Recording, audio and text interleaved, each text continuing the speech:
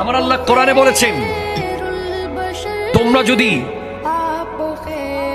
আল্লাহর ভালোবাসা পেতে চাও তোমরা প্রিয় নবীর অনুসরণ করো। কোরআন বলছে আতিউল্লাহ ওয়া আতিউর রাসূলা ওয়া উলিল আমরি মিনকুম। জোরে বলেন সুবহানাল্লাহ।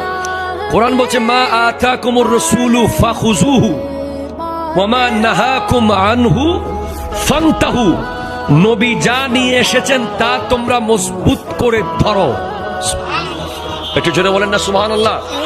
তো আমার নবী যে সুন্নাহগুলো আমাদেরকে দিয়েছেন, আমার নবী স্পষ্ট আমাদেরকে বলে দিচ্ছেন, মান আহাব্বা সুন্নতি, যে ব্যক্তি আমার কোন সুন্নাতকে ভালোবাসে, ফাকাত আহাব্বানি, সে মূলত আমাকে ভালোবাসে। আর যে আমাকে ভালোবাসে, কানা মাই ফিল জান্নাহ, সে জান্নাতে আমি নবীর সাথে থাকবে।